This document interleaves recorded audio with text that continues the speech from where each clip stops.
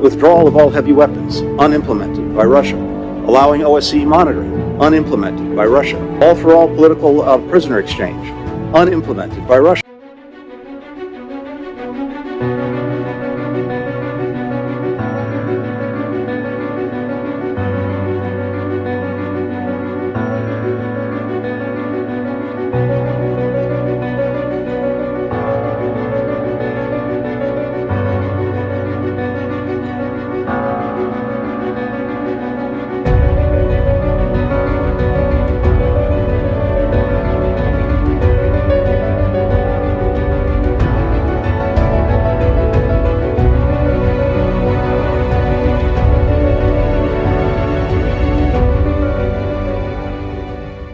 The risk of conflict is real. Russia's aggressive actions seriously undermine the security order in Europe. NATO remains committed to our dual-track approach to Russia. Strong deterrence and defense combined with meaningful dialogue. It is a positive signal that Russia is now prepared to come to the table and talk.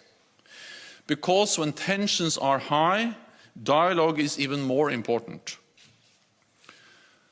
On Wednesday, allies will meet with Russia in the NATO-Russia Council. The meeting will focus on the situation in and around Ukraine and the implications for European security. So how does Moscow explain its actions? With disinformation. It claims that Ukraine is threatening Russia, that Ukraine seeks to provoke a conflict, and that the Russian troop buildup and the tanks and heavy artillery are all purely defensive. That's like the fox saying it had to attack the henhouse because its occupants somehow pose a threat. We've seen this gaslighting before. When Russia invaded Ukraine in 2014, it claimed that Ukraine was the aggressor to justify pre-planned military action. No one should be surprised if Russia instigates a provocation or incident, then tries to use it to justify military intervention, hoping that by the time the world realizes the ruse, it'll be too late. The idea that Ukraine is the aggressor in this situation is absurd. Moscow is simultaneously driving the false narrative that NATO is threatening Russia, that NATO plans to station military infrastructure in Ukraine to stir conflict with Russia, that NATO swore after the Cold War not to admit countries in Eastern Europe, and that NATO has broken those promises. Each of those claims is false. NATO is a defensive alliance. It exists to protect, not to attack. Let's remember that over the past 2 decades, Russia invaded 2 neighboring countries, Ukraine and Georgia, and maintains troops and munitions in Moldova against the will of the government. It's interfered in elections in many nations, including our own. It's used chemical weapons to try to assassinate opponents of the Russian government, including poisoning Sergei and Yulia Skripal when they were on NATO allied territory in England. It's violated international arms control agreements, pulled back from long-established confidence building and transparency measures, supported violent dictators, enabled crimes against humanity in places like Syria. Diplomacy is the only responsible way to resolve this crisis.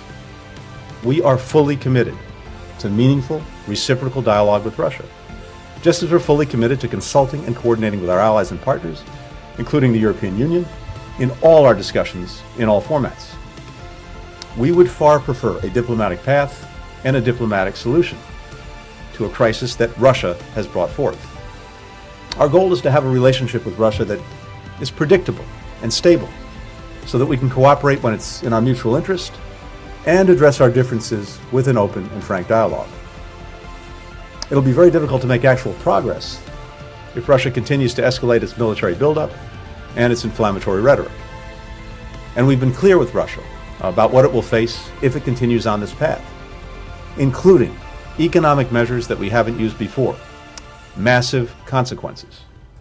First of all, it's President Biden and the White House. They owe us an explanation about summit in June and another phone call. So we heard that in June, Biden made demands. In the phone call, the first phone call, he made an ultimatum. Now, why was the third call needed at all? So why he keeps coming back? Because for Putin, it's very simple.